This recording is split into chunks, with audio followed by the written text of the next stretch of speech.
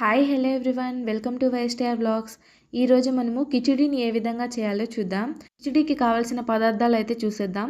2 tomatoes, 2 పచ్చిమిర్చి, 2 onions అయితే తీసుకోవాలి. కొంచెం పుదీనా, కొంచెం కొత్తిమీర అయితే తీసుకోవాలి. నెక్స్ట్ ఇలాచీ, లవంగ, పట్ట, బిర్యానీ ఆకు అయితే తీసుకోవాలి. బియ్యాన్ని, పెసరపప్పుని ముందుగా కడిగి నానబెట్టుకోవాలి.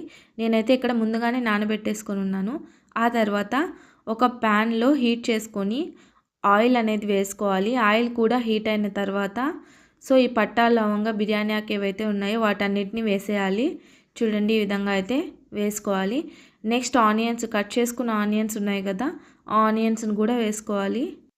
ఈ ఆనియన్స్ గోల్డెన్ కలర్లోకి వచ్చేంత వరకు అయితే ఫ్రై చేసుకోవాలి. ఆనియన్స్ బాగా ఫ్రై అవ్వడం కోసం సాల్ట్ అనేది యాడ్ చేస్తే త్వరగా కుక్ అవుతాయి. సాల్ట్ అనేది యాడ్ చేశాను. చూడండి, ఆ తర్వాత 2 tablespoons of garlic ginger paste అనేది యాడ్ చేశాను.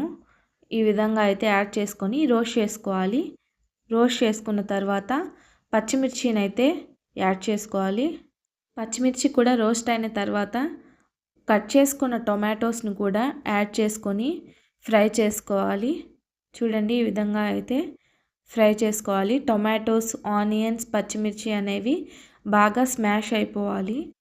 చూడండి, టొమాటోస్, ఆనియన్స్ అనేవి స్మాష్ అయిపోయాయి. ఆ తర్వాత కొత్తిమీర, పుదీనాను కూడా యాడ్ చేసుకొని వీటిని కూడా బాగా కుక్ చేసుకోవాలి ఆయిల్లోనే.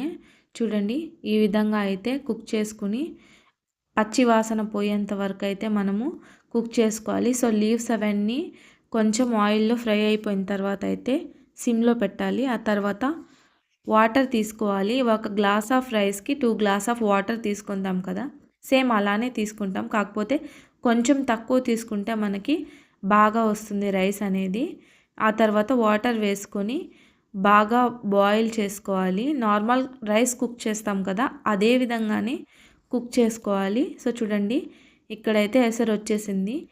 మనం ఆల్రెడీ రైస్ అండ్ పెసరపప్పుని కడిగి నానబెట్టుకొని ఉంటాం కదా, ఆ రైస్ని అయితే దీనిలో వేసేసి బాగా బాయిల్ చేసుకోవాలి. చూడండి, అన్నం ఉడికినట్లే ఉడకాలి. లాస్ట్ కొంచెం వాటర్ ఉందనగా 2 టేబుల్ స్పూన్స్ ఆఫ్ ఘీ అనేది యాడ్ చేసుకోవాలి. దీనివల్ల టేస్ట్ అండ్ స్మెల్ అయితే అద్దిరిపోతుంది. లాస్ట్గా దమ్ అయితే పెట్టేయాలి. చూడండి, నేనైతే ఇలా ప్లేట్ క్లోజ్ చేసి దమ్ పెట్టేశాను. కిచిడి అయితే రెడీ అయిపోయింది. చూడండి, వేడి వేడి కిచిడి అయితే రెడీ అయిపోయింది. ఇందులోకి సూపర్గా కాంబినేషన్ కోసం పుదీనా పచ్చడి అండ్ ఆమ్లెట్, ఎగ్ ఆమ్లెట్ అనేది రెడీ చేసేసాను. ఏంటబ్బా వీడియో ఎండ్కి వచ్చేసిన ఓన్లీ కిచిడియే కనిపిస్తుంది, మిగిలిన 2 ఐటమ్స్ ఎలా చేయాలో చెప్పలేదు అనుకుంటున్నారా? ఈ 2 అనేవి లింక్స్ డిస్క్రిప్షన్లో ఇస్తున్నాను, చెక్ చేయండి. Thank you for watching everyone.